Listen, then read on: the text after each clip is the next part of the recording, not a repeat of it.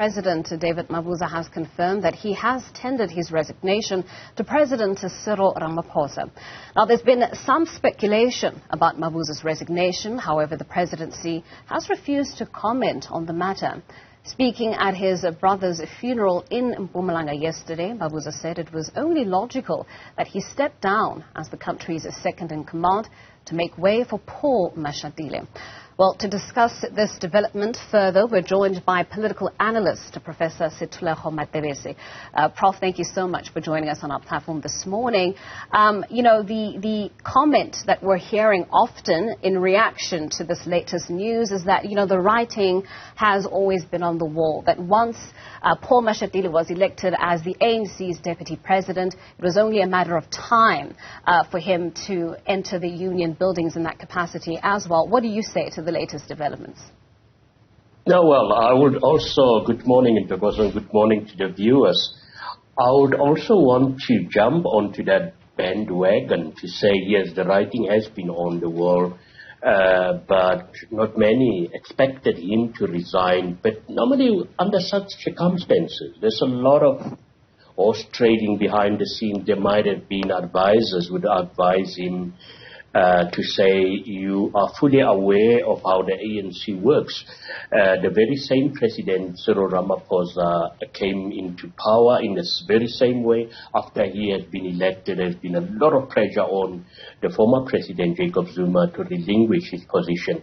And I strongly believe David Mabuza, being the person that he is, did not want to prolong his misery of hanging on to a position that he knows ultimately he would have to relinquish. And perhaps that is why he took that particular decision. I want to talk about the sort of confusion that has been around this development, because there has been a fair amount of confusion. This was the leading story in our Sunday newspapers last week. It was followed by, a reply refuting the veracity of the claims that the deputy president had in fact resigned, only to have a couple of days later a confirmation come through, speaking though at the sidelines of his brother's funeral that he has in fact tendered the resignation. Hanging over all of this is the fact that the president has refused to comment on this. What are you reading in the manner in which this story is unfolding before us?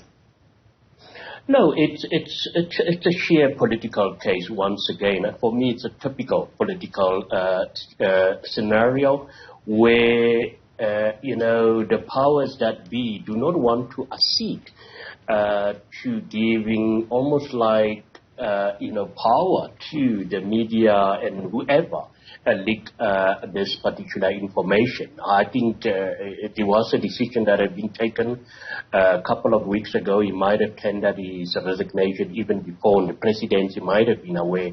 But I strongly believe that they were trying to manage the situation by not acknowledging actually that this is indeed the case up until the president makes an announcement. I've also seen a lot of, media pronouncement that there's pressure for the president to make, pronouncement on cabinet reshuffle before SONA. Whether that is possible or whether that was one of the reasons, it's very difficult to now predict or assume. But fact of the matter is, things like a resignation of such a key individual should have been announced immediately by the president. Yeah. I mean, the way it's come out, do you think in a way it undercuts the president? We're going into a very crucial week for South Africa, for President Cyril Ramaphosa as he prepares to give his State of the Nation address. We know that there is an impending cabinet reshuffle. To have this announcement be made in a sort of casual affair, can that be interpreted as an attempt to undercut the president in this very crucial week, where he probably does have his ducks lined up in a row and probably wanted things to come out to the South African public in a specific sequence, order of sequence, rather? Yeah, well, one should talk about organizational decorum and where you would expect the government to make that announcement, the presidency to make that announcement. And for Didi Mabuza to do that, one can only read, and it's these kind of things that, will suddenly generate a lot of interest into, but why would somebody of such a high caliber, such a leadership acumen, behave in such a manner? Because for me, I think it was uncalled for him to make that announcement unless it was pressurized. But pressurized in what manner? And how can you be pressurized at such at such a ceremony where obviously he was, at the funeral of his brother? So these are the kind of things that at the end of the day taints the office of the presidency. And I would like to agree that perhaps it was to try to draw the carpet underneath of the foot of the presidency, but we would like to see how the presidency is going to respond to that. But for me, it's all about organizational decorum, where you allow processes and procedures to unfold and not jump the gun by making such announcement. You resign and it's your employer who will make that announcement, and only afterwards are you, even at private companies, you're allowed to perhaps go to the media and say you've resigned. Right. I want to switch gears a little bit here, Prof, and actually zero in on the upcoming State of the Nation address. A lot of pressure on the president in terms of what he's actually going to say, because as we know, there are, a host of challenges and issues. We have an electricity crisis, we have a skyrocketing unemployment rate, we've got crumbling infrastructure, and, with the sort of wave of protest that we've been seeing at local governance level. When it comes to the national agenda, we saw the DA stoking up its own fires, calling on South Africans to march on the ANC's headquarters over this energy crisis. It does seem as though we're nearing some sort of a tipping point. And the narrative here, Prof, is that South Africans are no longer interested in just hearing words, empty promises from the president. They want clear, concrete action plans. What's your response to that?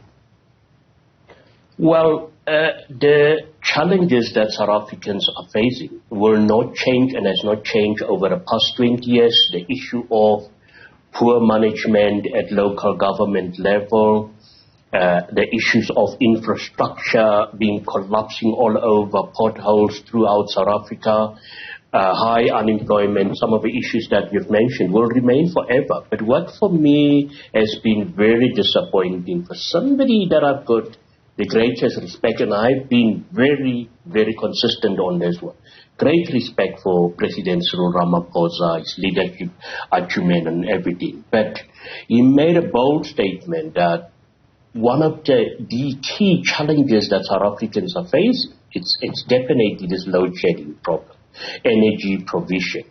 And it seems as if that there is a plan, but unfortunately South Africans are losing faith in that plan, because what is happening, it seems as if it's a recycling of new promises, but there don't seem to be any tangible solution to a problem which I strongly believe that has huge impact on our very weak economy, huge impact on rampant crime. South Africans are already in prisons in their private spaces, and I strongly believe that this load shedding problem it's just escalating and mounting much more pressure on the personal resources of people that have to now secure money to secure themselves. So these are mounting pressures on the president, the African National Congress, and one would like to see how are they going to address these issues, starting with solar. Indeed. I mean, COSATU has already, come out, not mincing their words, saying to President Cyril Ramaphosa, for the first time, as an alliance partner, we are going to, request that you do put people in these key strategic positions who can actually get the job done. And so that's why there's so much focus on this impending cabinet reshuffle, to see who is actually put into these positions of power and whether or not they have the acumen to carry out these these plans and to really turn things around. And so these two centers of power that we often talk about, these two hats that the president has to wear as president of the Republic and president of the African National Congress, how much of that sort of conflates and obfuscates the work of properly running an administration in this country that can clear up some of the mess that we're seeing, some of the mess that you've listed for us just now? Bongi, I'm going to be a prophet of doom here on this one once again, and South Africans will have to excuse me for that. You can change cabinet ministers, but they've been part of the very same organizational structure. We need to go back to the basics. I'm not an energy expert, I'm a sociologist, but fact of the matter is that also gives you a glimpse of what is happening in ESCOM.